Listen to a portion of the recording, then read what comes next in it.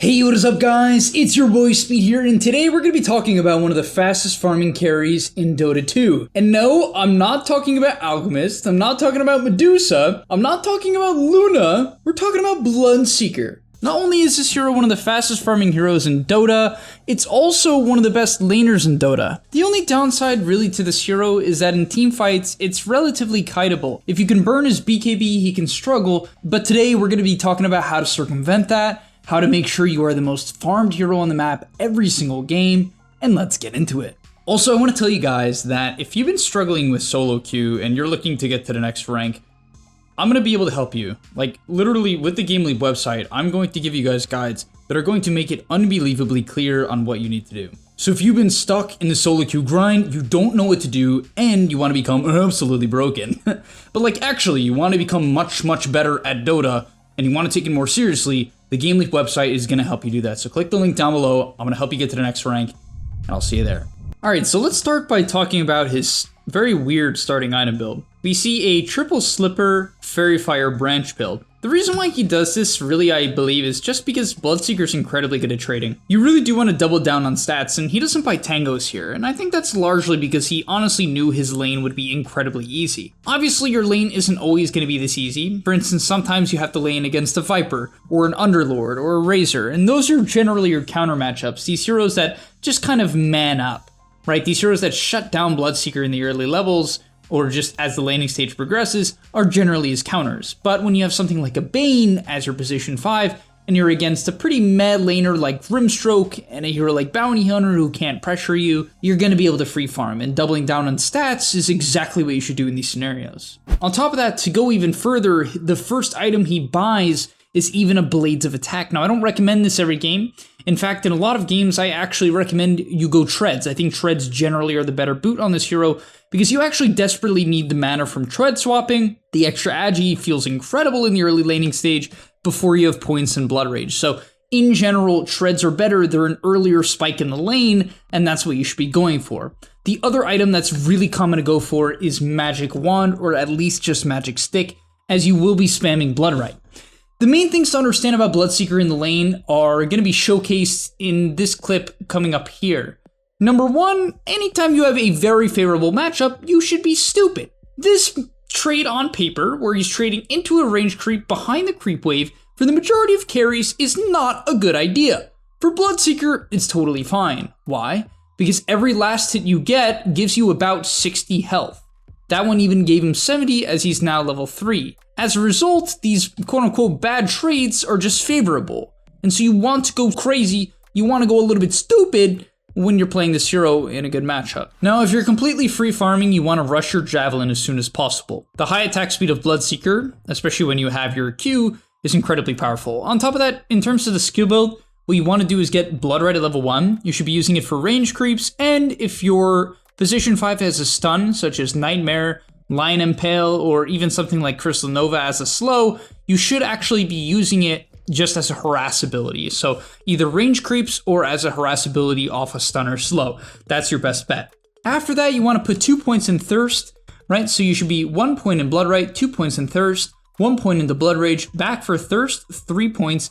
He doesn't decide to max out Thirst immediately this game. He actually goes back for the Blood Rage, and I think that's because he wasn't getting pressured anymore. He felt like the lane was kind of over, right? So when you feel like the lane is over and you're not really like trading back and forth, you want to start to max out your Q, right? He feels way ahead at this point. And so what you want to do with the Rupture is, I would say it's straightforward, but most people wouldn't do this. You might be like, oh, it's just use it on people you want to chase down. Yeah, but really what you also want to consider is using it on people who can even TP out. So I guess Grim TP'd into the lane here. Yeah, so the Grimstroke had no TP, which does allow Matama Man to get a very free kill here, which is pretty huge. But even if the Grimstroke was to TP out, which often people will from your Rupture, it doesn't matter, guys. You should be using Rupture on targets that have TP. Just kick them out of the lane. If you can force someone to TP and it completely kicks them out of the lane, that's a huge win. And I mean that. That is a huge win. So please just keep that in mind. Feel free to just use Rupture casually. It's a low cooldown and doesn't cost much mana. So once you get enough levels on this hero, let's say about level 8, level 9, you can start to look the jungle. He now has maxed out Blood Rage, and was very lucky to get a chipped vest from one of his teammates. when you get that, take a look at the farming speed here. He's going to go from camp to camp, stacking with the Bloodright, and now that he has this Maelstrom, the Maelstrom is just, it's broken on Bloodseeker. There's nothing else to say. It's the perfect item. There's really no other build you can go. People might be like, oh, but go Blade Mail. It's like, guys, play the game to flash farm. This hero needs to flash farm. Here's why this is so broken. It gives you flat damage and then a proc chance, right? It's a very high damage proc chance. Maelstrom, for its cost, is one of the highest DPS items in Dota. The only thing it lacks is an attack speed, which is why the heroes that buy Maelstrom generally have high attack speed. Right, heroes like Lifestealer sometimes, Nature's Prophet has pretty high attack speed, good base stats, and then something like Bloodseeker, who has 150 bonus attack speed on Blood Rage, it's just incredible. On top of that, Blood Rage gives you 30% spell amp. Think about it, this is magical damage. That means your 140 damage is getting amped quite significantly. It's like an extra 45-ish damage per proc, right? That's pretty incredible, you know, that's a lot of bonus damage, especially when you're farming, and you just shred through stacks and shred through camps. So you shouldn't be afraid to even ask for stacks as this hero. You can even kill ancient stacks as well. Now, as you're jungling, you should always keep your TP ready. You should really try not to use it around the map, unless you absolutely have to for like really good farm, because as we'll see in this clip here, he's gonna run in and clean up a fight. And the thing is, he's the cleanup fight hero. You do not want to initiate fights early game. Like, you cannot run into 4 or 5 heroes. This is the biggest weakness of Bloodseeker. He struggles when people are together and grouped up. He likes to find isolated targets and join fights late. So that is why you should always be TPing into fights, right? Please, guys, do not force engagements as Bloodseeker. You should either be jungling or counter initiating.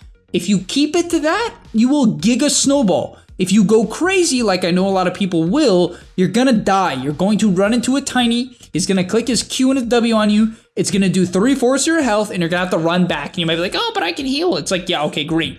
You have to go jungle mid-team fight. Like, that's probably not gonna work.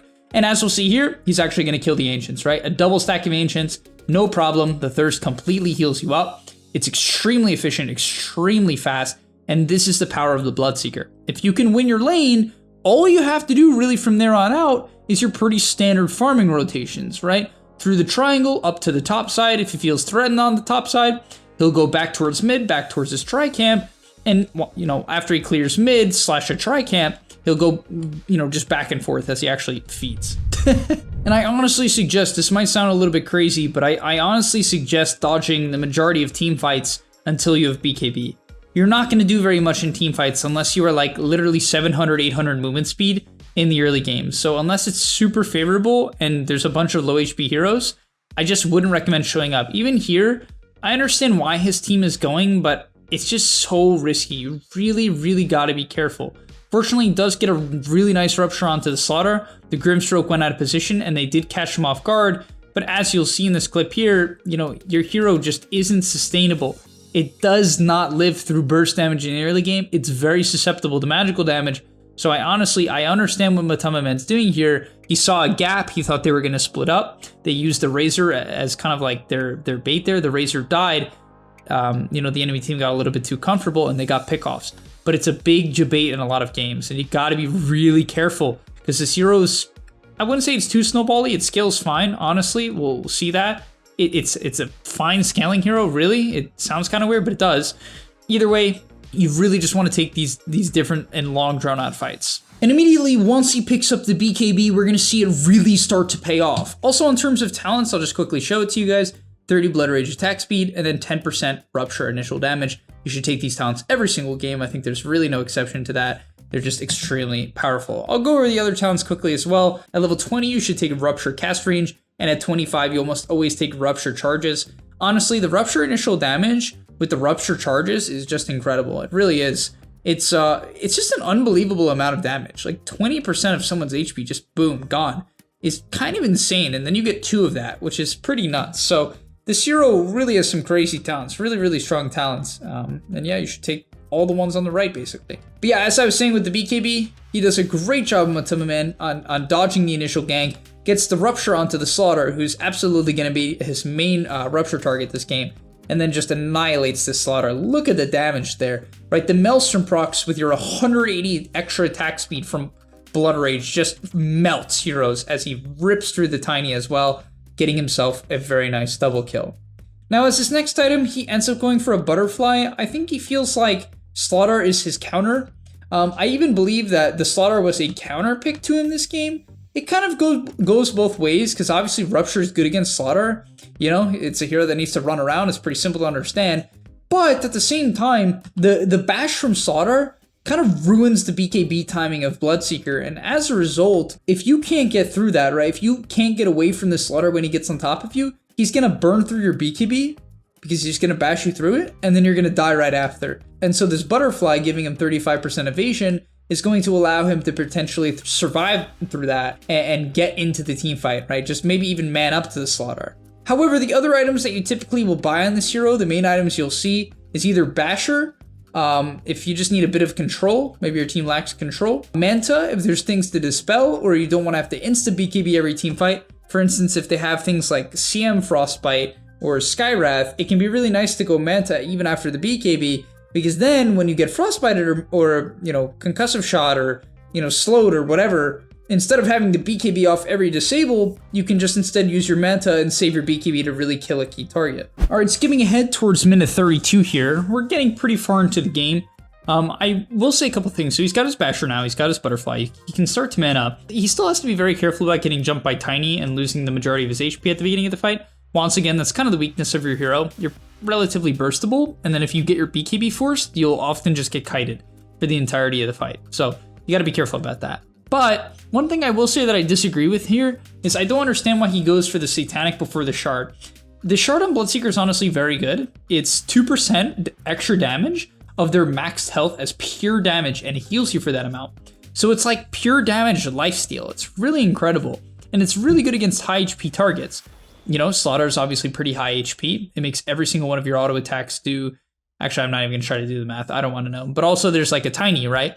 So they have these two high HP targets. Your Shard is incredibly good here, and it's a much earlier timing than this Satanic. And so I would have liked to see him buy that. But as we'll see in this team fight here, pops the Rupture, pops the BKB. No, he didn't even pop the BKB on the Slaughter. You can see you want to try to hold it. Unfortunately, it kind of puts him in a bad situation here. Beautiful combo by the Tiny to kind of double toss him and put him into a bad position. But this is where with the Shard, he could have easily man up. Right? He just completely healed through, especially with this Morbid Mask and Shard. He completely healed through this burst. Decides to end up going back in here after the Blood Rage Silence goes off. Gets like 700 HP off the Tiny kill. Heals off the wave before killing the Bounty Hunter. And he's back up to full HP. And you can see that really this hero just... It's very hard to carry into Bloodseeker. Like heroes like Slaughter and Troll Warlord and, you know, like Juggernaut, playing in a Rupture it's so difficult. And finally, for one of the game-ending fights here, he gets off on a sliver of HP in the previous team fight, jungles up a bit of his HP, and once again, this is why you always can clean up team fights on this hero. You know, it really is kind of the name of the game for Bloodseeker. You want initiators on your team. So this, like Earth Spirit, for instance, is really key for him having a good fight. Also, something like Zeus is honestly incredibly good. Gives you vision, drops some low HP. There's a lot of good combos, but those are two that I really like. Initiators and then Zeus, I guess. But as we'll see, gets on top of the Tiny, kind of just takes him out, Rupture onto the Slaughter. It's always important just to know who you're going to Rupture before the fight even starts. Look at that damage. I mean, look at that damage. You can't tell me that's not impressive, right? The damage here, he's hitting for like 400. Even when his damage is slightly reduced, he's hitting for like 370. Just chunks through the Slaughter, absolutely demolishes him. Eventually, we'll find this Ench as well. No, he ignores her to push in the wave, but just another good team fight. And you can see that mostly came off the cleanup. He didn't even have BKB there, right? Which, as what I was saying, is like, that's kind of a big weakness of this hero. He usually needs the BKB to do anything. But in this situation, he didn't, because he was cleaning up a fight and he was counter-initiating. Also, one thing I want you guys to take a look at is the last hits. Pretty insane, right? 349 at minute 37, 80 higher than the second highest. It goes to show, I mean, to be fair, there's no like Naga or Terrorblade or anything like that in this game, so obviously his last hits are going to look a little bit better than they might be against other flash farming heroes, as the enemy carry is a Slaughter. But even Slaughter farms very fast. If you haven't seen Slaughter carry, it actually does farm incredibly quickly, but Bloodseeker is just on another level. He's on the level with your Battle Fury heroes. He farms just as fast as them, and I'm not just saying that. Alright, and that's going to be about all for today's video as we watch the game end. The Tiny ends up getting gripped here, cleans him up onto the Slaughter, just rips this guy to pieces, honestly. little fish fillet for dinner. And I'll see you guys in the next one. Thanks for watching, and I'm out. Peace! And that's all, but remember, before you leave, come on, before you tune out, subscribe to the GameLeap website where we are going to help you get to the next rank. If you're stuck, click the link down below, and I'm out. Peace!